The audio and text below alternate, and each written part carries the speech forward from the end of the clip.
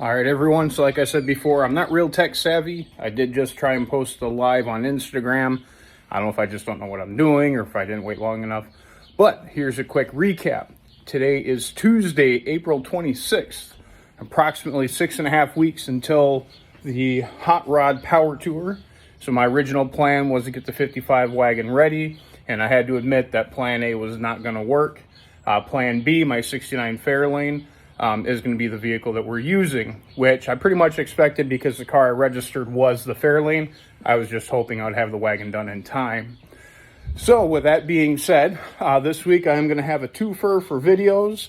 I will have the engine and transmission removal from the wagon, and then I will have an introduction to this 69 Fairlane. And starting from there, I'm going to be running a countdown to Power Tour. So again, I got 6.5 weeks until we leave for the trip. So I've got roughly 4.5 weeks to ensure I've got everything done that I need to do. So taking a look, my list, the need to do, have to do is not an option. Sometime in the last year, I developed a pretty bad hop in the right side, right front of the vehicle.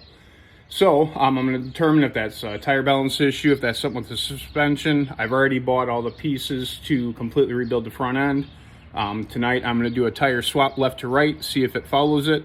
If not, then I know it's narrowed down to the suspension. Wipers I don't have connected. I did find them the last time I cleaned, so I just need to connect them up. My wife says in the interest of safety, I probably should reinstall the seat belts after I put in the carpet.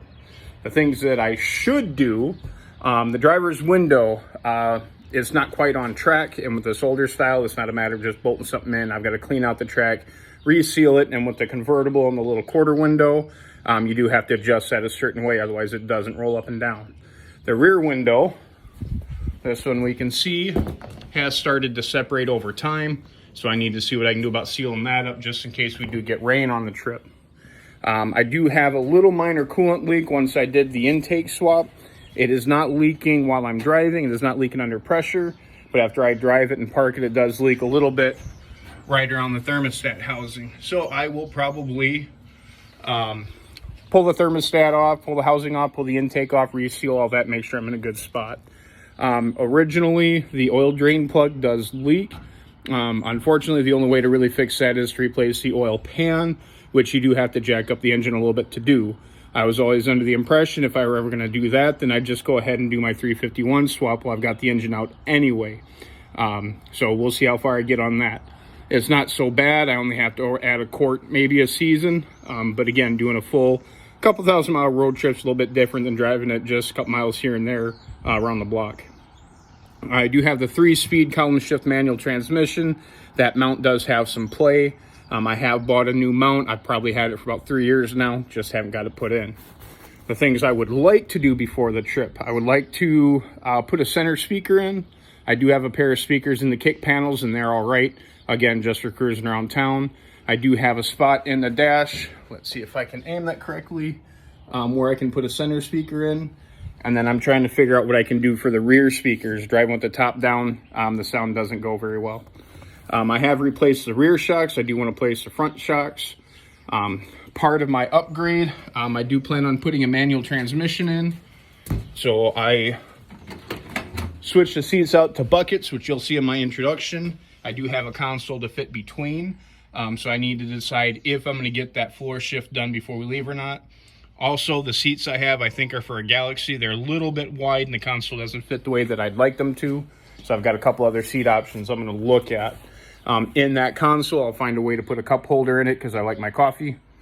Let's see what else. Door panel. With the door panel off as I'm playing with the window, it has seen better days. The door pull is tore. So I'll see about replacing that if I can find a new one in time, or just kind of run what you brung for the moment. To seal up the trunk, I don't have the trunk popped at the moment, but I want to make sure I get it all sealed up and a new layer in there, maybe a mat in there. So when we're carrying our clothes, it's not going to smell like exhaust. With the exhaust, part A, there are some cracks in the manifolds, and there's a couple spots when I put the 4-barrel intake and carb on. That would be like a choke riser tube. I'm not sure if the camera can see it right there. That needs to be sealed up in a few things. So not really affecting anything performance-wise. It's a 200,000 mile 302. It's got the performance it's going to have at the moment. But it will kind of quiet down a couple of ticks, a couple of noises that I have. Eventually, I would like to go with a full-out dual exhaust, but I think I'll wait till I do my 351 swap to do that. I probably won't get to. So this particular option does have the dual headlight. Thinking about turning the outside light to a dual filament to be the high beam and the low beam, and turning the inside into air intake, clean air, cold air intake. We'll see if I have a chance to get that done or not. Let's see, again, I've got the floor shift here on my would like to do. A set of Caltrax along with some new rear leaf springs. So if we can take a look front to back, the rear does sag a little bit, and some of the folks that have ridden in the back seat have mentioned that it's a little bit different ride than sitting up front. So like I said, I have replaced the rear shocks, probably time for some springs. Caltrax are a more firm version of like a slapper bar or a traction bar. Coilover setup and the 351 swap would be really awesome, but I doubt I'm going to have all that done before the trip. The yeah, right. The paint, again, I did just do a quickie paint job to make sure that I liked the paint design I was going with and the color combo. I actually do have a carbon fiber wrap I'm looking at doing for the hood. Again, we'll see how far I get with that. The TKX 5-speed manual swap, probably won't get to that. That's time and money. I would like to put a bigger sway bar up front and add a sway bar to the rear. We'll see if I get that far. Traction lock rear differential or limited slip, whatever term you like. Would be nice to have that so it's not just a one-wheel peel, but again, we'll see how I get with that. Redo the upholstery. Again, probably not going to happen once I find the seats that I like.